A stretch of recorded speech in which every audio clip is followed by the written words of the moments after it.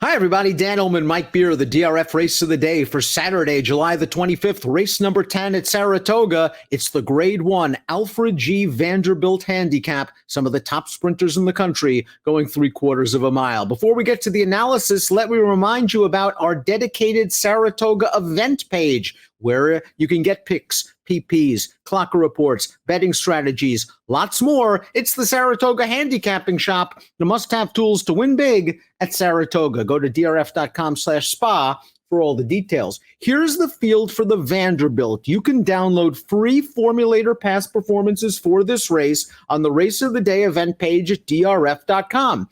Access them, handicap along with us. Only a field of 5, but 5 very good sprinters, and Volatile is the bee's knees off that 112 Beyer speed figure win in the Aristides. Yeah, true enough. I mean, listen, I guess you always wish there were more horses in a race like this one, a Grade 1 sprint race. But I guess it's interesting that Volatile is going to step up here off of a really fast race. And, 3 of the other 4 are Grade 1 winners. What do you make of this Timeform US pace projector, Mike? It's a blue bar situation, which in Timeform US parlance indicates that it favors horses on or near the early lead. And Volatile, we know, can sit up close to the pace. A couple of these horses can.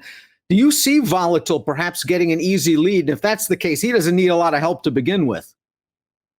I could see him making the front in this race. It's interesting because, really of the 5 horses in here, none of them are slow early, but none of them are, necessarily bullets either that, want to go right to the front. So it could be a very tactical race, and trips could go a long way to deciding the outcome. That'll be interesting to see how it all shakes out early.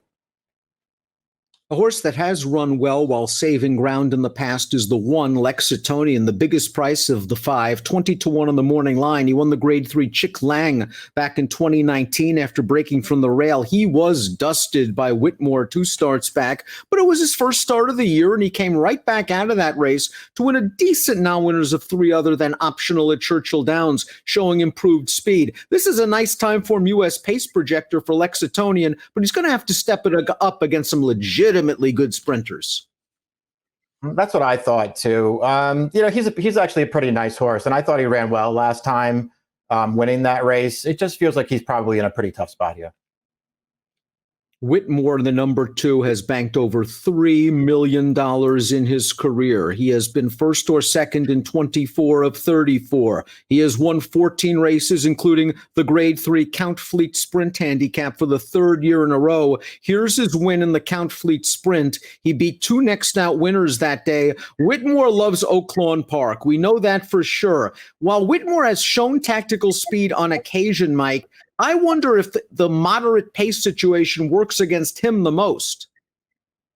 I mean, it might. Again, it's just going to be very interesting to see how it all plays out because, listen, maybe he'll be last early, but it's not like he's a slow horse and he's going to get outrun.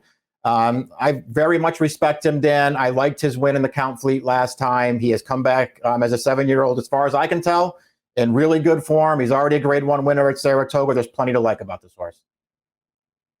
Firenze Fire is closing in on $2 million in lifetime earnings. He is an 11-time winner that just missed in the Vanderbilt, in the Vosburg last year, a Grade 1 stakes race.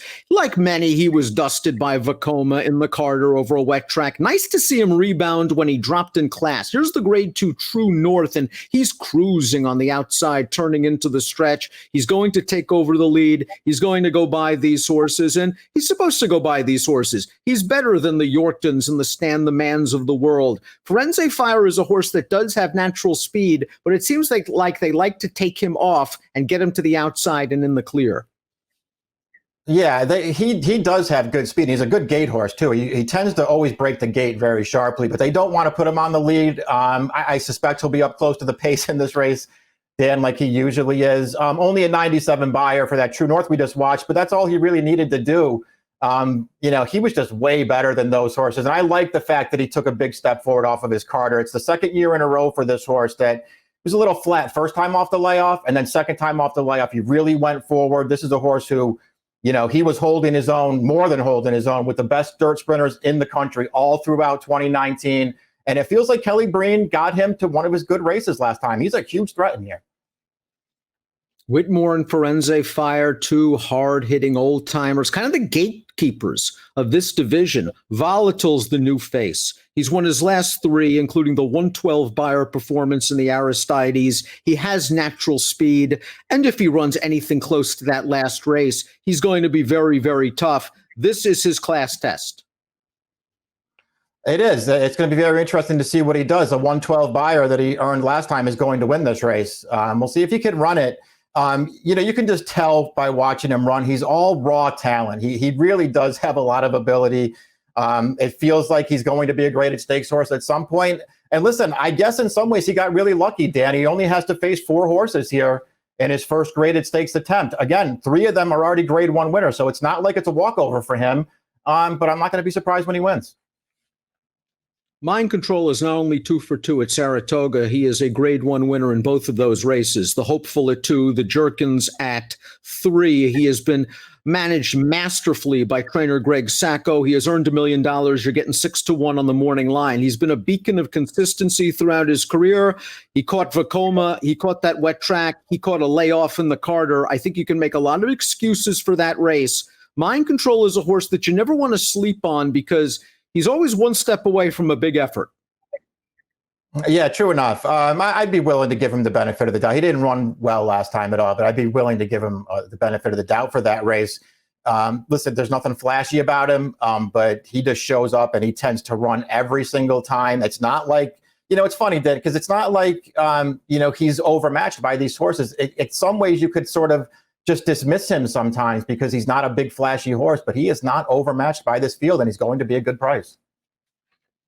Let's take a look at our top selections for Saturday's race of the day. The Alfred G. Vanderbilt Handicap, a grade 1. We both respect Volatile. We both realize that he's going to be the deserving favorite in this race off his last. But we're also both fans of Firenze Fire, and he likes Saratoga. It seems like Kelly Breen's gotten him into good form, and the price should be okay. Hey, all those things are true. And, I know that he's good enough to win this race if he shows up and runs his best race. If he runs a 112, he's going to win, Dan. But he's got to do it against better horses this time. We have the same triple, 3-4-2.